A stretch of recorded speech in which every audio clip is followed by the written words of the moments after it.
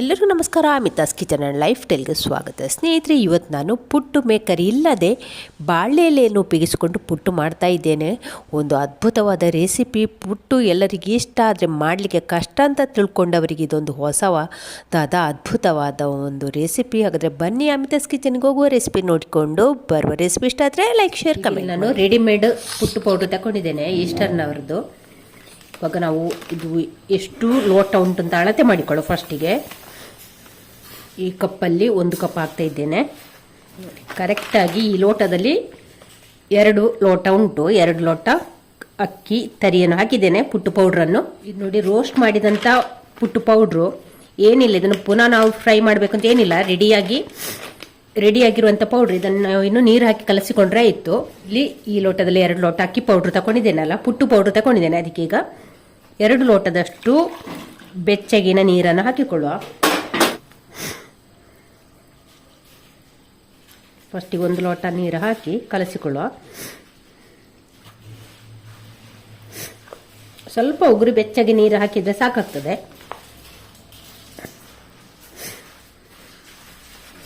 ನೋಡಿ, 1 ಲೋಟ ಪೂರ್ತಿ ನೀರು ಹೀರಿಕೊಂಡಿದೆ. ಇವಾಗ ಪುನಃ ಇನ್ನೊಂದು ಲೋಟ ನೀರನ್ನು ಹಾಕ್ತಾ ಇದ್ದೇನೆ. ನಾನಿಲ್ಲಿ ಅಳತೆ ಮಾಡಿ ಇಟ್ಟಿದ್ದೇನೆ 2 ಲೋಟ ನೀರು. ಅದನ್ನೀಗ ಹಾಕಿಕೊಳ್ತಾ ಇದ್ದೇನೆ. 1.5 ಲೋಟದಷ್ಟು ನೀರನ್ನು ಹಾಕಿದ್ದೇನೆ. ಇವಾಗ ಹಾಕಿ ಒಮ್ಮೆ ಚೆನ್ನಾಗಿ ಅಷ್ಟು ಉಪ್ಪನ್ನು ಸಹ ಸೇರಿಸಿಕೊಳ್ಳ. ಉಪ್ಪನ್ನು ಹಾಕಿ ಒಮ್ಮೆ ಚೆನ್ನಾಗಿ ಮಿಕ್ಸ್ ಮಾಡುವ. ಇಲ್ಲಿ ನಾನು ಪಾತ್ರೆ ಚೇಂಜ್ ಮಾಡಿದ್ದೇನೆ, ಅಂದರೆ ನನಗೆ ಅದರಲ್ಲಿ ಕಲಸ್ಲಿಕ್ಕೆ ಆಗಲಿಲ್ಲ. ದೊಡ್ಡ ಪಾತ್ರೆಗೆ ಹಾಕಿದ್ದೇನೆ. ಉಪ್ಪಲ್ಲಿ ಹಾಕಿ ಕಲಸಿಕೊಂಡ ನಂತರ ಇದನ್ನು ಮುಚ್ಚಿ ಒಂದು 20 ನಿಮಿಷ ನಾವು ಇದನ್ನು ಹೀಗೆ ಬಿಡುವ. ಇವಾಗ ಪುಟ್ಟಿಗೆ ಒಂದು ಕರಿ ಮಾಡುವ, ಕಡಲೆ ಕರಿ ಮಾಡುವ. ಪುಟ್ಟಿಗೆ ಸ್ಪೆಷಲ್ ಆಗಿ ಮಾಡೋದಂದರೆ ಕಡಲೆ ಕರಿ. ಇವಾಗ ಸ್ಟವ್ ಮೇಲೆ ಒಂದು ತವಾ ಕಾಯ್ಲಿಕ್ಕೆ ಇಟ್ಟಿದ್ದೇನೆ. ಅದಕ್ಕೆ ಈಗ 1 ಟೀ ಸ್ಪೂನಷ್ಟು ಕೊಬ್ಬರಿ ಎಣ್ಣೆಯನ್ನು ಹಾಕಿಕೊಳ್ಳುವ. ಇವಾಗ 1 ಟೇಬಲ್ ಸ್ಪೂನಷ್ಟು ಕೊತ್ತಂಬರಿಯನ್ನು ಹಾಕ್ತಾ ಇದ್ದೇನೆ, ಧನಿಯಾ. ಇಲ್ಲಿ ಕೊತ್ತಂಬರಿ ಬೆಚ್ಚಗಾಗ್ತಾ ಬರುವಾಗ ಇಲ್ಲಿ ಒಂದು 1/4 ಟೀ ಸ್ಪೂನಷ್ಟು ಮೆಂತೆ, ಒಂದು ಅರ್ಧ ಟೀ ಸ್ಪೂನಷ್ಟು ಜೀರಿಗೆ ಹಾಕಿ ಫ್ರೈ ಮಾಡುವ.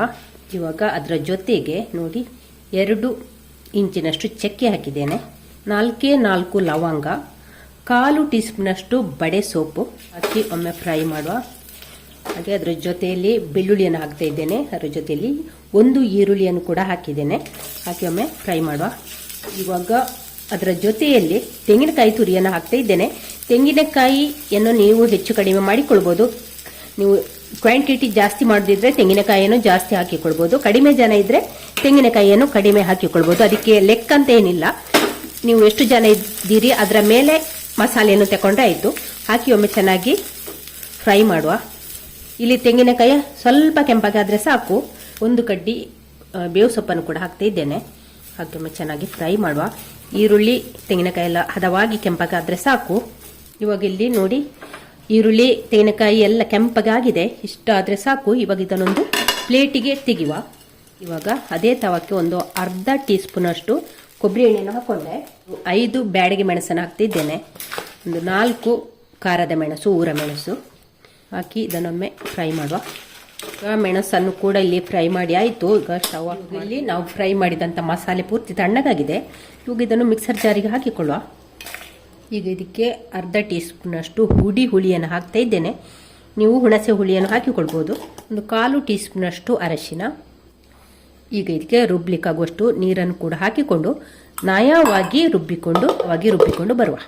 ಇಲ್ಲೊಂದು ಮಣ್ಣಿನ ಮಡಿಕೆಯನ್ನು ಒಲೆ ಮೇಲೆ ಇಟ್ಟಿದ್ದೇನೆ. ಅದಕ್ಕೆ ಈಗ ಒಂದು 2 ಟೀ ಸ್ಪೂನಷ್ಟು ಕೊಬ್ಬರಿ ಎಣ್ಣೆಯನ್ನು ಹಾಕ್ತಾ ಇದ್ದೇನೆ.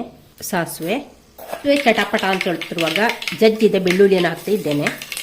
1 ಒಣಮೆಣಸು, ಬೇವು ಸೊಪ್ಪು, ಚಿಕ್ಕದಾಗಿ ಕಟ್ ಮಾಡಿ ಇಟ್ಟುಕೊಂಡಂಥ 1 ಈರುಳ್ಳಿಯನ್ನು ಹಾಕ್ತಾ ಇದ್ದೇನೆ. ಈರುಳ್ಳಿಯನ್ನು ಕೂಡ ಚಿಕ್ಕದಾಗಿ ಕಟ್ ಮಾಡಿಕೊಳ್ಳಿ. ಈರುಳ್ಳಿ ಕೆಂಪಗಾಗುವ ತನಕ ಫ್ರೈ ಮಾಡುವ. ಈರುಳ್ಳಿಯಲ್ಲಿ ಕೆಂಪಗೆ ಆಗಿದೆ. ಆ ಹೊತ್ತಿಗೆ ಇಲ್ಲಿ ಕಟ್ ಮಾಡಿ ಇಟ್ಟುಕೊಂಡಂಥ 1 ಟೊಮೆಟೊವನ್ನು ಹಾಕ್ತಾ ಇದ್ದೇನೆ. ಟೊಮೆಟೊವನ್ನು ಕೂಡ ಚಿಕ್ಕದಾಗಿ ಕಟ್ ಮಾಡಿಕೊಳ್ಬೇಕು. ಇವಾಗ ಇಲ್ಲಿ ಈರುಳ್ಳಿ ಟೊಮೆಟೊ ಎಲ್ಲ ಚೆನ್ನಾಗಿ ಮೆತ್ತಗೆ ಆಗ್ತಾ ಬಂದಿದೆ, ಚೆನ್ನಾಗಿ ಫ್ರೈ ಆಗಿದೆ. ಹೊತ್ತಿಗೆ ಈಗ ನಾವು ರುಬ್ಬಿ ಇಟ್ಟುಕೊಂಡಂಥ ಮಸಾಲೆಯನ್ನು ಇದಕ್ಕೆ ಸೇರಿಸಿಕೊಳ್ಳ. ಇಲ್ಲಿ ನೀವು ತೆಂಗಿನಕಾಯಿ ಬದಲು ಒಂದು ಸ್ವಲ್ಪ ಗೋಡಂಬಿಯನ್ನು ಕೂಡ ಸೇರಿಸಿಕೊಳ್ಬಹುದು ಮಸಾಲೆಗೆ. ಮಸಾಲೆಯನ್ನು ಸ್ವಲ್ಪ ಹೊತ್ತು ಒಗ್ಗರಣೆಯಲ್ಲಿ ಚೆನ್ನಾಗಿ ಫ್ರೈ ಮಾಡುವ. ಅಲ್ಲೇನಿಲ್ಲಿ ಒಗ್ಗರಣೆಯಲ್ಲಿ ಸ್ವಲ್ಪ ಹೊತ್ತು ಫ್ರೈ ಮಾಡಿಕೊಂಡಿದ್ದೇನೆ. ಇವಾಗ ಇಲ್ಲಿ ಉಪ್ಪು ಹಾಕಿ ಬೇಯಿಸಿದಂಥ ಕಡಲೆಯನ್ನು ಇದಕ್ಕೆ ಸೇರಿಸಿಕೊಳ್ಳುವ. ಹಾಕಿ ಒಮ್ಮೆ ಚೆನ್ನಾಗಿ ಮಿಕ್ಸ್ ಮಾಡುವ. ಇವಾಗ ಇಲ್ಲಿ ಒಂದು ಸ್ವಲ್ಪ ನೀರನ್ನು ಕೂಡ ಸೇರಿಸಿಕೊಳ್ಳುವ. ಪುಟ್ಟಿಗಿಲ್ಲಿ ನಮಗೆ ಗಟ್ಟಿ ಸಾರು ಅಲ್ಲ, ಸಾರು ಒಂದು ಸ್ವಲ್ಪ ತೆಳ್ಳಗಬೇಕು.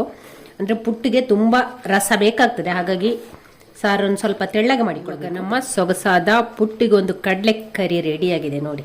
ಚೆನ್ನಾಗಿ ಕುದಿತಾ ಉಂಟು. ಸ್ಟವ್ ಆಫ್ ಮಾಡ್ತಿದ್ದೇನೆ.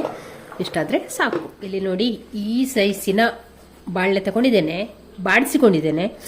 ಚೆನ್ನಾಗಿ ಬಾಡಿಸಿಕೊಂಡಿದ್ದೇನೆ ನೋಡಿ.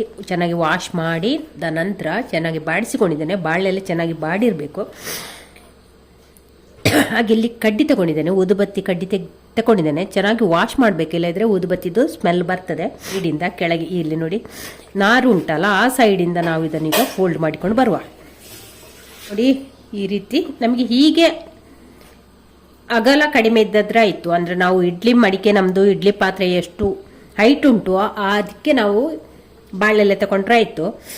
ಇಲ್ಲಿ ಬಾಳೆಲೆ ಸ್ವಲ್ಪ ಉದ್ದ ಇತ್ತು, ಈಗ ನಾನು ಕಟ್ ಮಾಡಿಕೊಂಡಿದ್ದೇನೆ. ಕಟ್ ಮಾಡಿದ ನಂತರ ನಾವು ಇದನ್ನು ಹೀಗೆ ಪುಟ್ಟು ಎಷ್ಟು ದೊಡ್ಡಕ್ಕೆ ಇರ್ತದೆ, ಯಾವ ಶೇಪಲ್ಲಿ ಇರ್ತದೆ ನೋಡಿ, ಆ ಶೇಪಿಗೆ ನಾವು ಇಲ್ಲಿದನ್ನು ಹೀಗೆ ಫೋಲ್ಡ್ ಮಾಡಿ ಇದಕ್ಕೆ ಕಡ್ಡಿ ಹಾಕಿಕೊಂಡ್ರೆ ಆಯಿತು.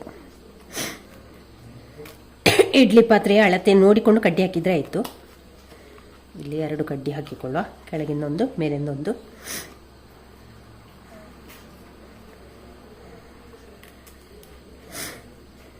ನೋಡಿ ಈ ರೀತಿ ಸಿಲಿಂಡರನ್ನು ಮಾಡಿ ಇಟ್ಕೊಳ್ಳು ಫಸ್ಟಿಗೆ ಎಲ್ಲವನ್ನು ಕೂಡ. ನೋಡಿ ಗೊತ್ತಾಗ್ತದಲ್ಲ, ಅಂದಾಜಾಗ್ತದಲ್ಲ ನಿಮಗೆ. ಎಲ್ಲವನ್ನು ಫಸ್ಟಿಗೆ ಈ ರೀತಿ ಮಾಡಿ ಇಟ್ಕೊಳ್ಳುವ. ನೋಡಿ ಈ ರೀತಿ ಎಲ್ಲ ಕೊಟ್ಟೆ ಮಾಡಿಕೊಂಡಾಗಿದೆ. ಇವಾಗ ನೋಡಿ ಹಿಟ್ಟು ಕಲಸಿಕೊಂಡಾಯಿತು. ನಾವಿಲ್ಲಿ ಪುಟ್ಟು ಪೌಡ್ರನ್ನು ಕಲಸಿಕೊಂಡಾಯಿತು. ಕಲಸಿ 20 ನಿಮಿಷ ನಂತರ ಈ ರೀತಿ ಆಗಿದೆ. ಇನ್ನಿದ್ರಲ್ಲಿ ಮಡಿಕೆಯಲ್ಲಿ ನೀರು ಹಾಕಿ ಸ್ಟವ್ ಮೇಲೆ ಕುದಿಲಿಕ್ಕೆ ಇಟ್ಟಿದ್ದೇನೆ. ನೀರು ನೋಡಿ ಬಿಸಿ ಆಗ್ತಾ ಉಂಟು. ಇವಾಗ ಬೆಂಕಿಯನ್ನು ಸ್ವಲ್ಪ ಸಿಮ್ಮಿಗೆ ಇಟ್ಟುಕೊಂಡಿದ್ದೇನೆ. ಹಾಗೆ ಇಲ್ಲಿ ಈಗ ಮಾಡಿಟ್ಟುಕೊಂಡಂಥ ಈ ಪುಟ್ಟು ಕವರನ್ನು ನಾವು ಇದಕ್ಕೆ ಇಡುವ. ನೋಡಿ ಈ ತೂತು ಉಂಟಲ್ಲ, ಇದಕ್ಕೆ ಇಟ್ಕೊಳ್ಬೇಕು. ಚಿಕ್ಕ ಚಿಕ್ಕ ತೂತಿನ ಪ್ಲೇಟ್ ಏನಾದ್ರು ಇದ್ದರೆ ಅದನ್ನು ಇಟ್ಕೊಳ್ಳಿ. ನನ್ನ ಹತ್ರ ಇಲ್ಲ, ಅಂದರೆ ನಾನು ಎಲ್ಲ ಹೆಚ್ಚಿನವರ ಹತ್ರ ಎಲ್ಲ ಇಡ್ಲಿ ಮಡಿಕೆಗೆ ಈ ಥರದ ಪ್ಲೇಟ್ ಇದ್ದೇ ಇರ್ತದಲ್ಲ. ಹಾಗಾಗಿ ಪುಟ್ಟು ಪಾತ್ರೆ ಇಲ್ಲದವರು ಕೂಡ ಪುಟ್ಟು ಮಾಡಿಕೊಳ್ಬೋದು ಅಂತ ನಾನು ಇದರಲ್ಲಿ ಮಾಡಿ ನಿಮಗೆ ತೋರಿಸ್ತಾ ಇದ್ದೇನೆ. ನೋಡಿ ಇವಾಗ ಈ ತೂತಿದ್ದಲ್ಲಿ ನಾವು ಈ ಮಾಡಿಟ್ಟುಕೊಂಡಂಥ ಈ ಕೊಟ್ಟೆಯನ್ನೆಲ್ಲ ಇದಕ್ಕೆ ಇಡುವ. ಈಗ ಒಂದು ಸ್ವಲ್ಪ ತೆಂಗಿನಕಾಯಿ ತುರಿಯನ್ನು ಹಾಕ್ತಿದ್ದೇನೆ ಸ್ವಲ್ಪ. ಇವಾಗ ಇದಕ್ಕೆ ಈ ಪುಟ್ಟು ಪೌಡ್ರನ್ನು ಕಲಸಿಕೊಂಡಂಥ ಪುಟ್ಟು ಪೌಡ್ರನ್ನು ಇದಕ್ಕೆ ಹಾಕಿಕೊಳ್ಳುವ. ಹೀಗೆ ಸ್ವಲ್ಪ ಸ್ವಲ್ಪ ಹಾಕಿಕೊಳ್ಳುವ. ಹೀಗೆ ಜಾಗ್ರತೆ ಮಾಡಿ ಹಾಕಿಕೊಂಡ್ರೆ ಆಯಿತು. ಇವಾಗ ಒಂದು ಸ್ಟೆಪ್ ಹಾಕಿ ಆಯಿತು. ಇವಾಗ ತೆಂಗಿನಕಾಯಿ ತುರಿಯನ್ನು ಹಾಕ್ತಾ ಇದ್ದೇನೆ. ಒಂದು ಸ್ವಲ್ಪ ತೆಂಗಿನಕಾಯಿ ತುರಿ ಹಾಕಿಕೊಳ್ಳುವ. ಮೇಲೆ ಪುನಃ ಈ ಪುಟ್ಟು ಪೌಡ್ರನ್ನು ಹಾಕಿಕೊಳ್ಳುವ. ಹೀಗೆ ಒಂದು 3, ನಾನು ಇದರಲ್ಲಿ 3 ಪುಟ್ಟು ಮಾಡ್ತಾ ಇದ್ದೇನೆ.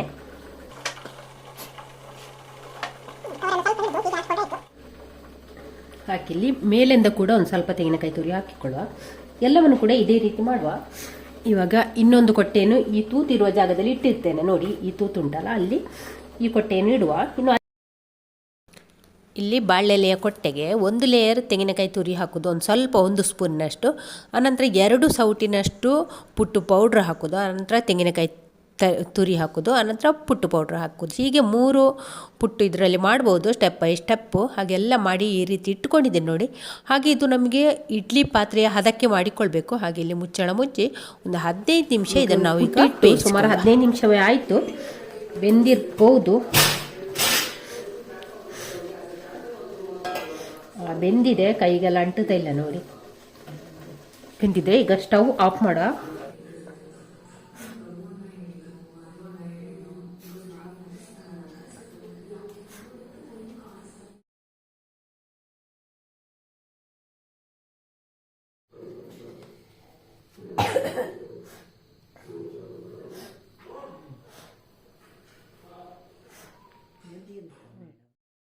ಸ್ನೇಹಿತರೆ, ರೆಸಿಪಿ ನಿಮಗೆ ಇಷ್ಟ ಆಯಿತಾ? ಹಾಗಾದರೆ ಪ್ಲೀಸ್ ಒಂದು ಲೈಕ್ ಮಾಡಿ, ಹಾಗೆ ಶೇರ್ ಮಾಡಿ. ಚಾನಲ್ಗೆ ಹೊಸಬರಿದ್ದರೆ ಪ್ಲೀಸ್ ಸಬ್ಸ್ಕ್ರೈಬ್ ಮಾಡಿಕೊಂಡು ಚಾನಲನ್ನು ನೋಡಿ. ನಾಳಿನ ಹೊಸ ವ್ಲಾಗ್ ಅಥವಾ ರೆಸಿಪಿಯೊಂದಿಗೆ ಸಿಗೋಣ. ಅಲ್ಲಿವರೆಗೆ take care, bye bye. Thank you ಸ್ನೇಹಿತರೆ.